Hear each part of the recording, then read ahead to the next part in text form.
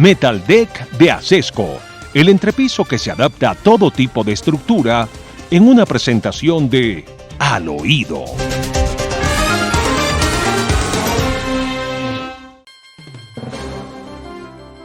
Bueno, Demar, tenemos que ir al oído y al grano porque el tiempo nos devora.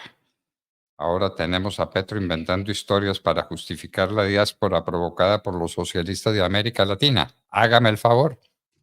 Los que se Sí, están señor yendo presidente. a cualquier precio, a cualquier costo, con cualquier riesgo, con cualquier sacrificio a la frontera sur de los Estados Unidos, no es porque quieren libertad y porque quieren trabajar, sino porque aquí les están quitando desde el capitalismo, hágame el favor, las posibilidades de desarrollo. ¿No es así más o menos? Según doctor Fernando, sí, tal cual. Según lo que ha dicho Gustavo Petro durante esta serie de foros que hubo en Alemania, en Múnich, donde tuvo oportunidad de hablar de lo que él sabe hablar, que es, perdónenme la expresión, pura paja, diciendo que el mundo se va a acabar y que se va a extinguir la vida, pues él debería haber celebrado, de hecho, doctor Fernando, que Colombia creciera al 0,6%, porque ha insistido en que el capitalismo, en que la economía neoliberal, como él la denomina, está acabando con el planeta Tierra y que lograr ese decrecimiento es lo que nos permite salvar a la vida humana del planeta. Pero además fue claramente más allá en su apreciación, y esto lo ha dicho ya en otros escenarios internacionales, pero aquí lo repite: el deshielo en el norte del planeta Tierra hace que las comunidades del sur vayan en busca del agua al norte precisamente. No es la narcodictadura de Maduro que ha desplazado a más de 8 millones de venezolanos por todo el mundo, sino que es la falta de agua en América Latina, según Gustavo Petro. Escuchamos parte de lo que dijo este señor en ese foro sobre el cambio climático y la paz mundial en Múnich. El sur expulsa a su población porque su agua se seca, por ser zona tórrida, y va hacia el norte porque los hielos se deshielan en el norte y hay más agua líquida. Detrás de la crisis y el desplome está la crisis climática que produjo el mercado. Y eso se transforma políticamente en barbarie, en fascismo en el norte, en destrucción de los valores democráticos totales en la humanidad. Qué payaso. Bueno, el agua líquida, ¿no? El agua líquida, sí, gran descubrimiento del señor presidente. Bueno, muy bien. Entonces, con las que sale Petro, eso fue obra del capitalismo. Y es que la de América Latina es zona tórrida. Muy tórrido es Chile. Muy tórrida es la Argentina. Muy tórrida es la inmensa mayoría o gran parte del territorio brasilero. Muy tórridos. Muy tórrido Uruguay. Por favor, por favor. Se necesita ser uno muy payaso para sumarle esta arrogancia a la ignorancia. Son dos mezclas complicadas, ¿no? Pues Ignorancia y arrogancia. Bueno, dan el resultado que tenemos hoy por presidente. Pero además, él casi que celebra, doctor Fernando, la caída de la economía en Colombia. De verdad que es que la gente no entiende la magnitud, ¿no? Cuando él dijo que muy excelente el desestímulo al consumo de la gasolina en Colombia, qué maravilla. Pues eso no es tan maravilla, porque mucha gente tuvo que dejar su carro seguramente sin poderlo mover, lo compró para dejarlo parqueado, o su motocicleta porque no le alcanzaba para poder llenarla de combustible, entendiendo que muchas de estas personas utilizan el vehículo no como un lujo, sino como un medio de trabajo.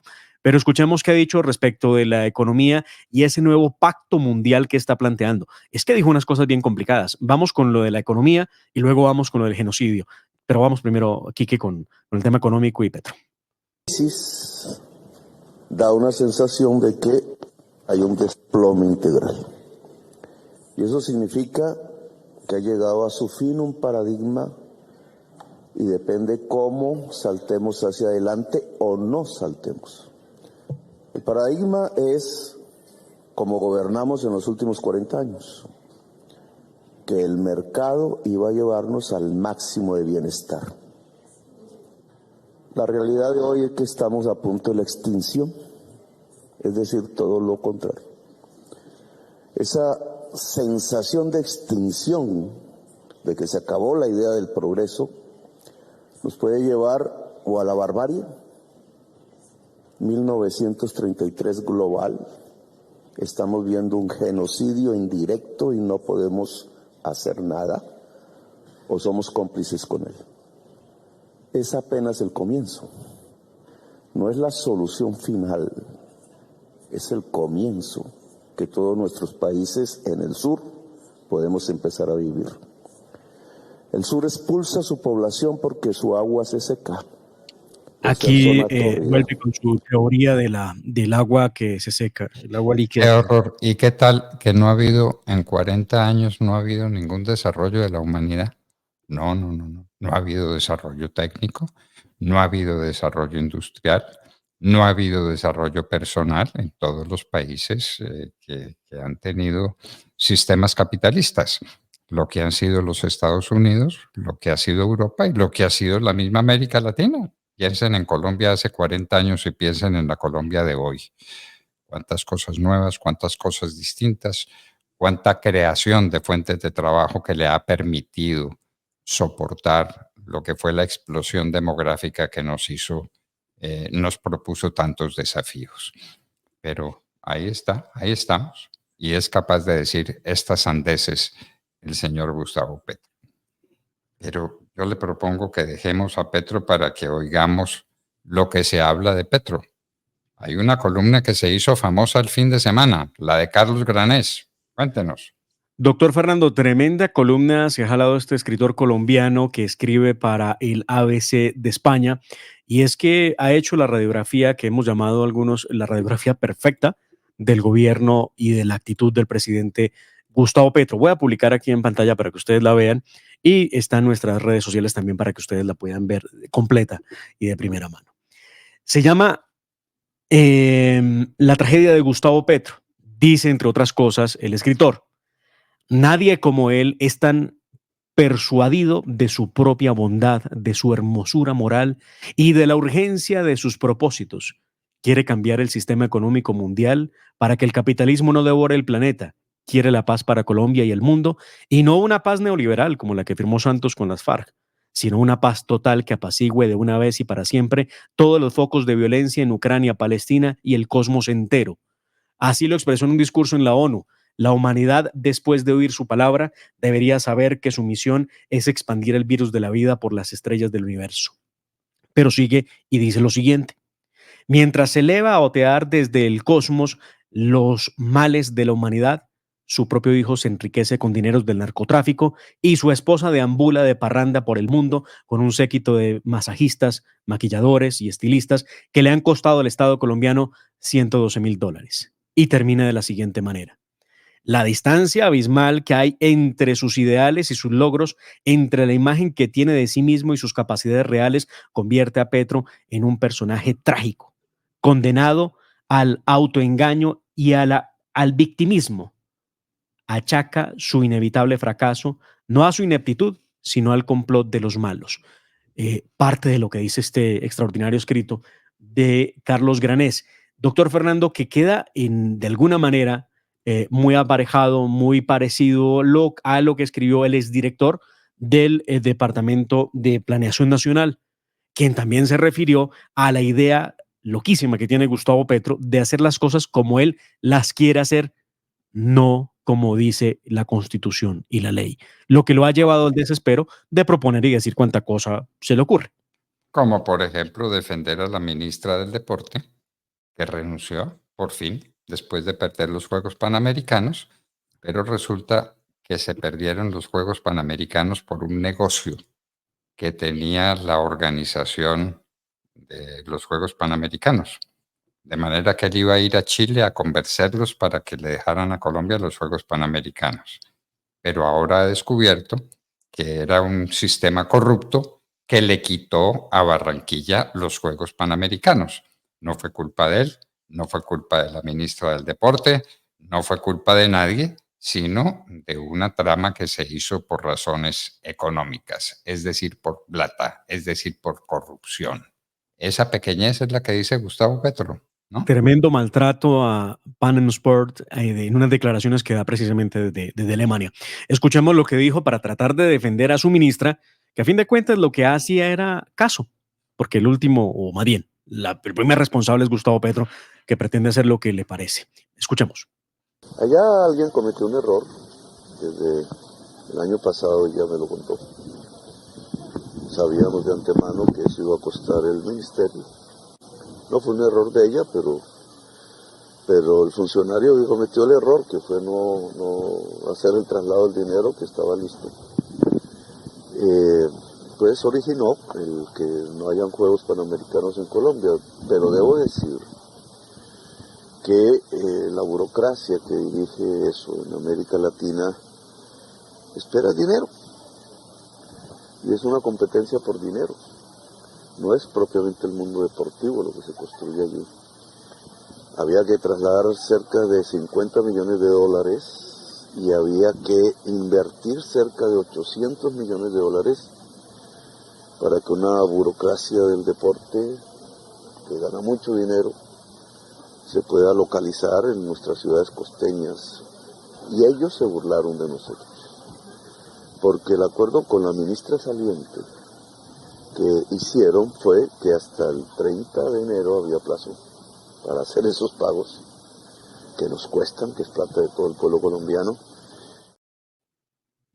Bueno, Tremendo. habrá que recordar que había un plazo a 31 de diciembre y otro Sí, plazo señor. hasta Sí, el señor. 31 de enero, otro plazo para otra suma distinta. Sí, señor. Y la ministra y el presidente Petro y la organización de los Juegos Panamericanos dejaron vencer ese plazo. Y entonces perdimos los Juegos Panamericanos, esa es la verdad. Y ahora Petro resuelve ponerse de víctima. Somos las víctimas de esa organización terrorífica.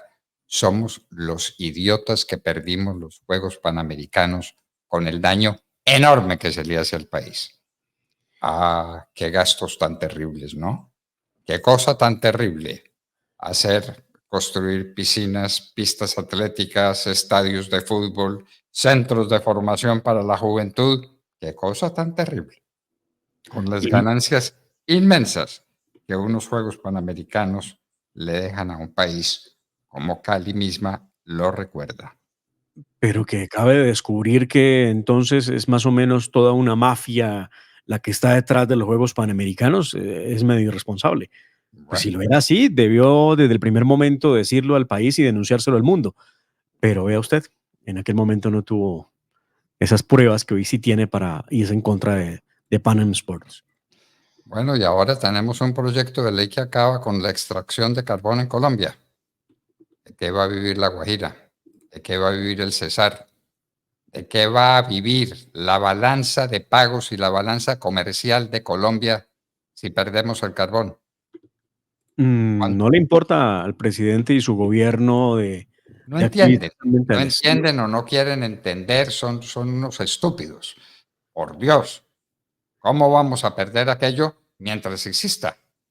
Sí, Pues, doctor Fernando, aquí tengo el proyecto de ley, este es el borrador del proyecto de ley que el petrismo tiene listo para radicar en el Congreso de la República, en las comisiones quintas. Artículo 23, prohibición de contratar la exploración y explotación de carbón térmico, con el objetivo de avanzar en el proceso de transición energética justa y las metas de descarbonización adoptadas por Colombia. La autoridad minera no adjudicará nuevos contratos para la exploración y explotación de carbón térmico. Eso es lo que dice el proyecto, que entre otras cosas pretende entregarle la exploración y explotación a las juntas de acción comunal y comunidades en todo el país, que si tienen capacidad, que si tienen músculo financiero, que si tienen maquinaria, no les importa. Lo que busca el proyecto es que todo esto sea un tema artesanal. ¿Cómo pretenden desarrollar el país, doctor Fernando, con baldes y con cucharones sacando minerales? Esto solamente se le ocurre a Gustavo Petro. Pero más grave todavía, doctor Fernando, es el dato que esta gente no ha volteado a ver. Primero, esto significa una disminución del 40 o 45% del PIB, de Producto Interno Bruto del departamento de La Guajira, solo por ese lado. Por otra parte, por ejemplo, el Cerrejón entrega casi 11,000 empleos a la región, lo que no es poca cosa. Pero le sumo además otro dato que no es de poca importancia. Las ventas por temas de carbón al mundo, primero es el segundo renglón de economía de las ventas al extranjero que hace Colombia. Después del petróleo viene el carbón. Mire la importancia, pero además las ventas recientemente se duplicaron, lo que significa que la gente está comprando más carbón. En 2022, Colombia logró un récord de ventas de carbón alcanzando los 11.700 millones de dólares de carbón térmico. Duplicó las cifras del año 2021, a pesar de que Petro dice que el carbón ya no se utiliza en el mundo y que por esa razón hay que dejar las energías fósiles para que se queden en la tierra y no para venderlas. Esos son los datos que... ¿Y con qué reemplazamos 11.000 millones de dólares que provienen del carbón? Ay, viera la historia que le tengo. Viera la historia que le tengo. A ver, ¿qué me tiene? Mire, estamos hablando de La Guajira, ¿no? Y estamos hablando del carbón y lo que representa. Pues muy bien. Petro y su obsesión porque él va a rescatar el mundo y va a salvar a La Guajira de la sed y del hambre ha hecho nada más y nada menos que un pequeño contratico que le ayudará a los guajiros a tener agua. ¡Qué vergüenza! Se trata de, doctor Fernando, la compra efectiva de 40 carrotanques, que desde hace algunas semanas están parados, quietos, en la base militar de Uribia. Los carrotanques no funcionan. Esto me hace recordar los camiones de la basura. Petro los compró con la idea de que estos carrotanques iban a darle agua a La Guajira. Con un pequeño problema, doctor Fernando. Aquí están los carrotanques parqueados en la base militar. Les estoy compartiendo pantalla. Aquí están. Con un pequeño problema, doctor Fernando. Estos carrotanques que están nuevos, porque son nuevos, no tienen de dónde abastecerse de agua. ¿Ah? No tienen. Petro está convencido de que el carrotanque produce agua. Más o menos. Más o menos. Cada carrotanque debe producirse a sí mismo 16.000 litros de agua para poder operar. Pero ese no es el mayor de los problemas.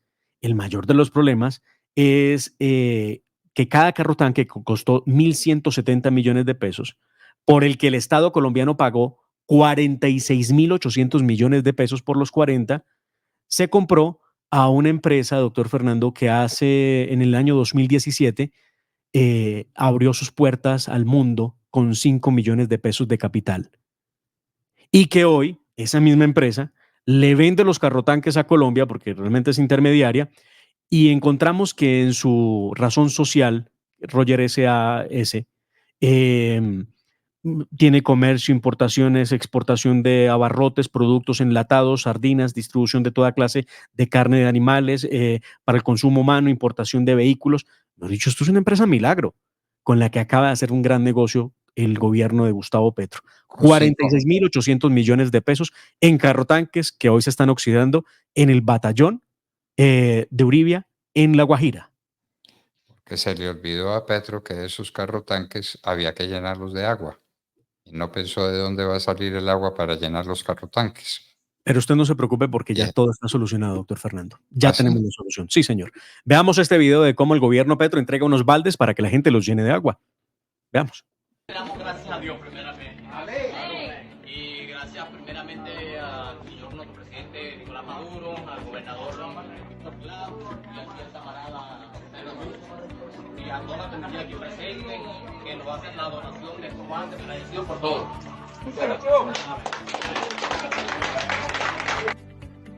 De la misma manera en como lo hicieron en Venezuela, doctor Fernando, regalando baldes, lo pretenden hacer en el departamento de La Guajira y ahora con unos carrotanques que no van a poder llenar de agua. Hay unos que están operando, en honor a la verdad, pero el gran desafío es que no hay cómo poner a funcionar los 40 carrotanques pagando 40 salarios de conductores, porque lo primero que ha dicho la autoridad local es ¿de dónde sacamos el agua para poderlos llenar, señor presidente?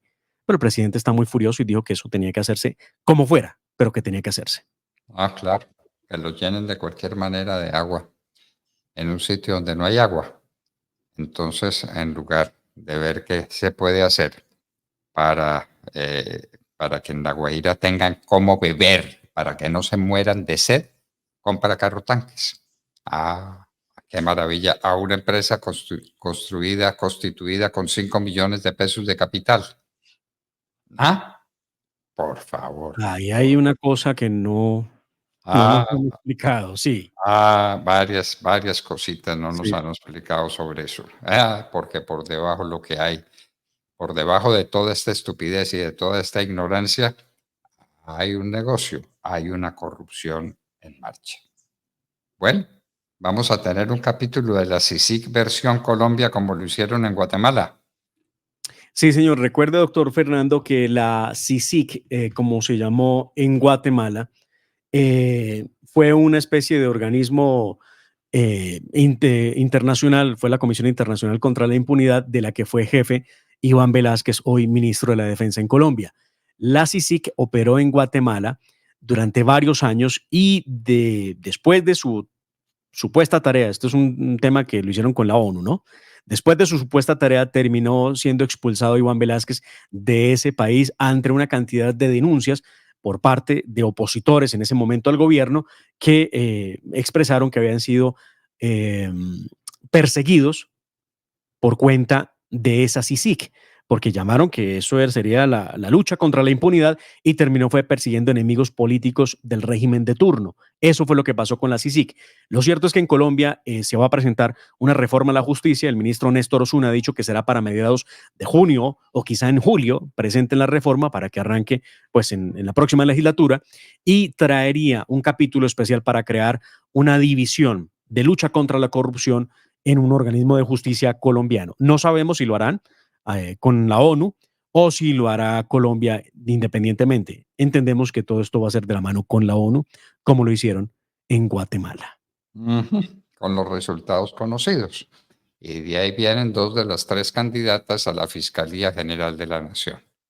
El próximo jueves se reúne la Corte Suprema de Justicia, ya le están haciendo oposiciones, ya la están amenazando, ya le están diciendo que o nombra fiscal o lo que le puede pasar. Y otra siestica que se duerma el director general de la policía, el general William René Salamanca. Entonces, general, trabaje de aquí al miércoles porque el jueves usted va a estar dormido.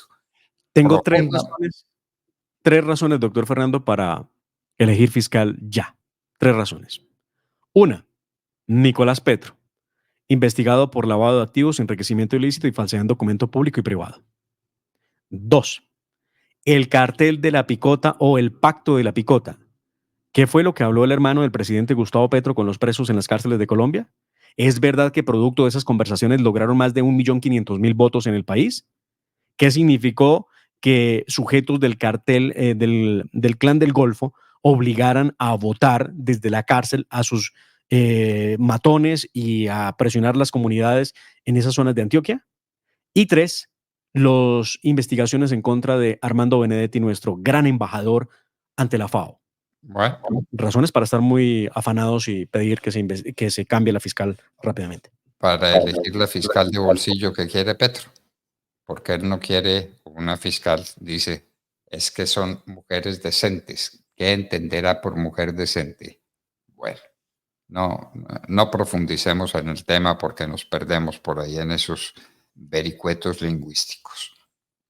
En todo caso, pues esto es lo que está ocurriendo, esto es lo que está pasando hoy, mal comienzo de la semana, lo que viene, Petro en Alemania diciendo barrabasadas y Colombia volviéndose pedazos con una economía que no crece.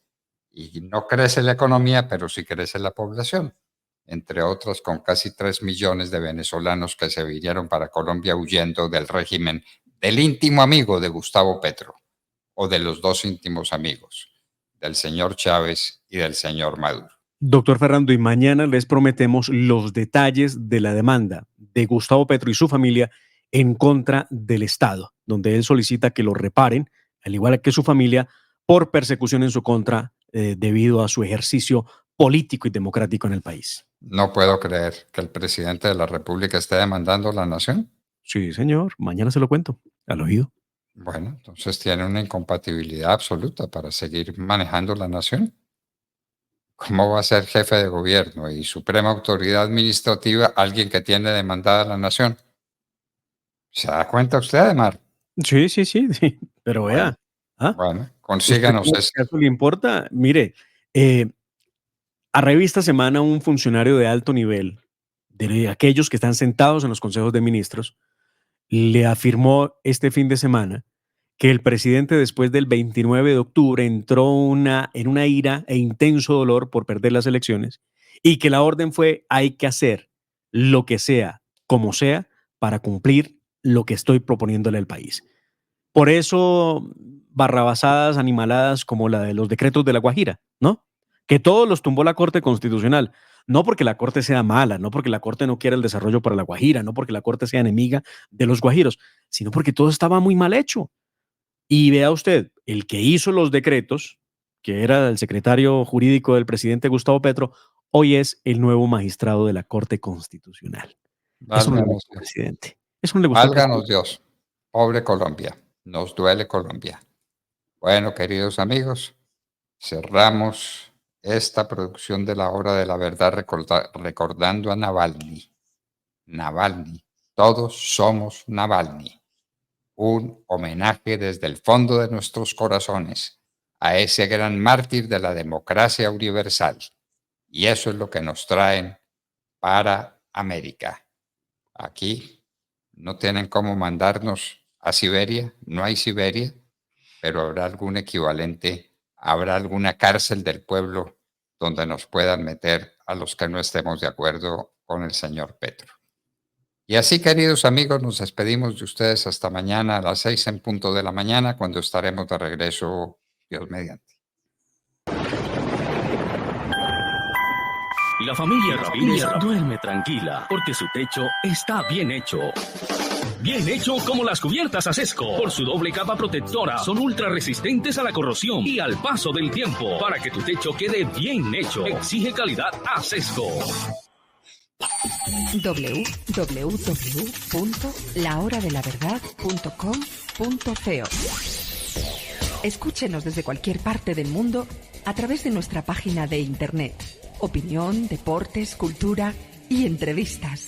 Visítenos y participe. www.lahoradelaverdad.com.co. Pase la voz.